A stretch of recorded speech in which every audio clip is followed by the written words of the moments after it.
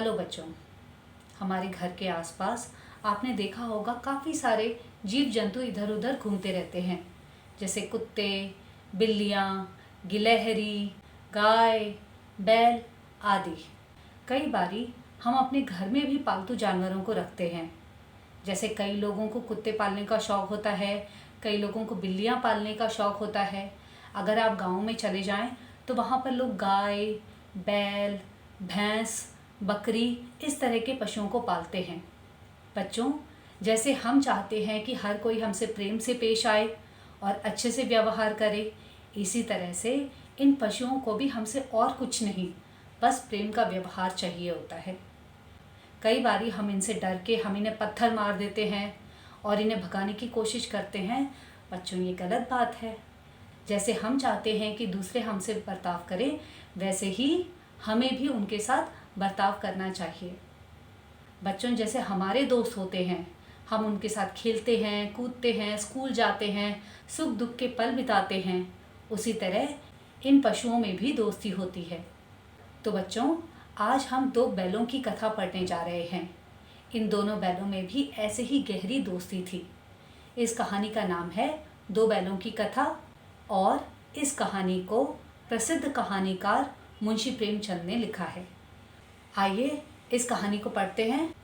झूरी के पास दो बैल थे, हीरा और मोती। दोनों डील डौल में ऊंचे, देखने में सुंदर और काम में चौकस। साथ साथ रहते रहते दोनों में भाईचारा हो गया था। वे बिना कुछ कहे एक दूसरे के मन की बात समझ लेते थे। झूरी उनका बड़ा ध्यान रखता था, वो भी झूरी को चाहते थे। एक बार झूरी ने कुछ दिनों के लिए उन्हें अपने ससुराल भेजा। ससुराल यानी झूरी ने अपनी पत्नी के माता पिता के पास अपने दोनों बैलों को भेजा। उसकी पत्नी का भाई गया उन्हें लेने आया। पत्नी के भाई का नाम था गया। रास्ते में दोनों ने गया को बहुत तंग किया। उन्हें आश्चर्य हो रहा था कि झूरी ने उन्हें बेचा क्यों है। घर पहुंचकर झूरी ने उन्हें बांध दिया और उनके आगे रूखा सूखा भूसा डाल दिया। नई जगह, नए लोग, हीरा मोती ने नांद में मुंह तक न डाला। रात में दोनों ने वहां से भाग जाने की सलाह की।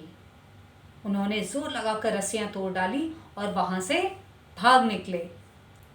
सुबह होने पर जब झूरी ने उन्हें थान पर खड़े देखा तो उसका हृदय भर आया। उसने दौड़कर उन्हें गले लगा लिया। घर और गांव के लड़के जमा हो गए और तालियां बजा बजाकर उनका स्वागत करने लगे। परंतु झूरी की पत्नी उन्हें देखकर जल भून गई यानी उसे बहुत जलन हुई, ईर्ष्या हुई। उसने उनके सामने रूखा सूखा भूसा डाल दिया, पर दोनों बड़े खुश थे। अगले दिन गया फिर उन्हें ले जाने आया।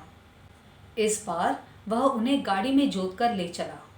रास्ते में मोती ने गाड़ी को गड्ढे में ढकेलना चाहा, पर हीरा ज्यादा सहनशील था। उसने गाड़ी संभाल ली। घर पहुंचकर गया ने उनसे सख्त काम लेना शुरू कर दिया। वह उन्हें दिन भर हल में जोतता। झूरी ने कभी उन्हें फूल की छड़ी से तक नहीं छुआ था, पर गया जब तब उन्हें खूब पीटता। मोटे मोटे रस्से से बांधकर उनके सामने रूखा सूखा भूसा डाल देता। दोनों लाचार निगाहों से एक दूसरे को देखते रहते। गया के घर में एक छोटी सी लड़की रहती थी। बैलों की दुर्दशा देखकर लड़की को उन पर दया आ गई। वह रात को चुपके से आकर उन्हें रोटी खिलाती। उसके प्यार के सामने दोनों बैल अपनी मार और अपमान भूल जाते। लेकिन अब उनसे सहन नहीं हो रहा था। दोनों ने वहां से भागने का निश्चय किया। रस्सा मोटा था, तोड़ना आसान न था। मोती रस्से को चबाकर तोड़ने की कोशिश करने लगा। तभी वह लड़की वहां आई। लड़की ने सुबह घर में सुना था कि आज हीरा मोती की नाक में नकेल डाली जाएगी। उसने उन दोनों के रस्से खोल दिए। दोनों वहां से भाग निकले। थोड़ी देर बाद लड़की ने शोर मचा दिया कि दोनों बैल रस्सी तोड़कर भाग गए हैं। गया उनके पीछे दौड़ा। बैल थे कि सीधे भागते चले गए। उन्हें रास्ते का भी ध्यान न रहा। गया को खाली हाथ लौटना पड़ा। हीरा और मोती ने आज़ादी की सांस ली। रास्ते में उन्हें एक सांड मिला। सांड हीरा और मोती की ओर लपका। दोनों के होश उड़ गए। भागना बेकार था, इसलिए दोनों ने हिम्मत से काम लिया। सांड ने हीरा पर वार किया तो मोती ने पीछे से उस पर सींगों से चोट की। सांड मोती की ओर पलटा तो हीरा ने उस पर सींग चला दिए। सांड घबरा गया। दोनों ने मिलकर उसको जख्मी कर दिया। सांड भागा। हीरा और मोती ने दूर तक उसका पीछा किया। सांड बेदम होकर गिर पड़ा। दोनों ने उसे पीछे छोड़ दिया।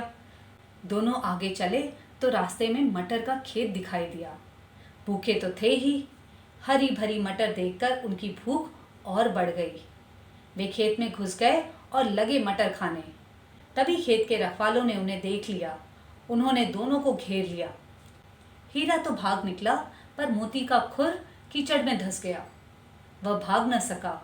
उसे संकट में देख हीरा भी वापस आ गया। दोनों को पकड़कर कांजी हौस में बंद कर दिया गया। हीरा मोती ने देखा कि कांजी हौस में और भी बहुत से जानवर थे, जैसे भैंसे, बकरियां, घोड़े, गधे, सब के सब मरियल, कमजोर, दुबले पतले। सारा दिन हीरा मोती को खाने को कुछ भी ना मिला। रात हुई। मोती ने हीरा से कहा कि दीवार तोड़कर बाहर निकल चलते हैं। उसने सींग से दीवार पर चोट मारनी शुरू करी। 2-4 चोटों में ही थोड़ी सी दीवार टूट गई। उसका उत्साह बढ़ा तो उसने दीवार को और जोर से धक्का मारा। आधी दीवार गिर गई। दीवार गिरते ही घोड़े, घोड़ियां, भैंसे, बकरियां सब भाग गई। मोती ने गधों को भी सींग हिला हिलाकर भगा दिया। हीरा भाग चलने के लिए तैयार न था। उसने मोती को कहा कि वह भाग जाए, पर क्या मोती अपने मित्र को छोड़कर जा सकता था? वह भी हीरा के साथ आकर लेट गया। सुबह होते ही कांजी हौस में खलबली मच गई। हीरा मोती को मोटे मोटे रस्सों से बांध दिया गया और मरम्मत हुई सो अलग। 1 सप्ताह तक उन्हें एक तिनका भी खाने को न दिया गया। बस दिन भर में एक बार पानी जरूर दे देते थे। दोनों इतने कमजोर हो गए कि उनसे उठा तक न जाता था। उनकी हड्डियां निकल आई थी। एक दिन कांजी हौस वालों ने हीरा मोती को नीलाम कर दिया। लाल लाल आंखों वाले दड़ियल आदमी को देखते ही दोनों के दिल कांप उठे। वह आदमी उन्हें लेकर चल दिया। रास्ते में गाय बैलों को मजे से जुगाली करते देख उन्हें अपनी दशा पर रोना आ रहा था। तभी दोनों को लगा कि रास्ता तो जाना पहचाना है। वही खेत, वही बाग, वही गांव, जिस रास्ते से गया उन्हें लेकर गया था। हमारा घर पास ही है। ऐसा सोचते ही दोनों की चाल तेज हो गई। सारी कमजोरी गायब हो गई। दोनों में न जाने कहां से दम आ गया और वे तेजी से भागे। दोनों भागकर सीधे अपने घर, अपने थान पर जा खड़े हुए। झूरी द्वार पर ही धूप खा रहा था। बैलों को देखा तो खुशी से दौड़ पड़ा और बैलों से लिपट गया। तभी दाढ़ी वाला आदमी वहां आ पहुंचा और बैलों की रस्सी पकड़कर बोला, ये बैल मेरे हैं। मोती ने आव देखा न ताव झट से दड़ियल पर सींग चला दिए। दड़ियल जान बचाकर वहां से भागा। दड़ियल यानी जिसकी दाढ़ी होती है। जरा देर में ही नांद में खली, भूसा, चोकर, दाना भर दिया गया। दोनों मित्र खाने लगे। झूरी खड़ा उनकी पीठ सहला रहा था। तभी झूरी की पत्नी भीतर से दौड़ी आई। उसने दोनों बैलों के माथे चूम लिए। तो देखा बच्चों, दोनों बैलों ने किसी भी मुश्किल घड़ी में अपनी मित्रता को नहीं तोड़ा। एक दूसरे का साथ बनाए रखा और एक दूसरे के साथ ही गया के घर से, कांजी हौस से निकल भागे, अपनी जान बचाई।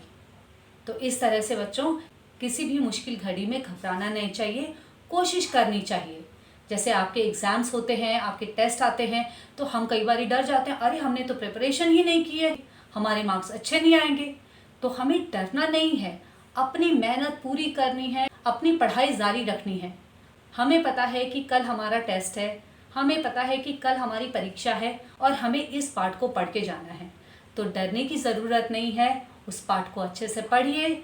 उस पाठ में जो भी कठिन शब्द है उनके अर्थ जानिए और अर्थ जानकर कहानी को समझते हुए पूरी पढ़ जाइए। अगर आपको कहानी पता है तो उस पाठ में से जो भी प्रश्न आएंगे आप वो सारे प्रश्न कर पाएंगे। अपनी हैंडराइटिंग अच्छी रखिए और हमेशा बुक पढ़िए। बुक पढ़ना एक बहुत ही अच्छी आदत होती है। तो बच्चों, आपको ये कहानी कैसी लगी कमेंट करके मुझे ज़रूर बताएं और अगर आप चाहते हैं कि मैं किसी पर्टिकुलर चैप्टर या किसी पर्टिकुलर पार्ट के बारे में वीडियो बनाऊं, तो मुझे कमेंट सेक्शन में ज़रूर बताइए। मैं उसकी वीडियो जल्द ही अपलोड करने की कोशिश करूँगी। अगर आपको ये कहानी पसंद आई तो कहानी को ज़रूर लाइक करिए और कमेंट करके मुझे बताइए कि आपको ये कहानी कैसी लगी। बच्चों, मिलते हैं किसी और दिन किसी और कहानी में। ऑल द बेस्ट बच्चों।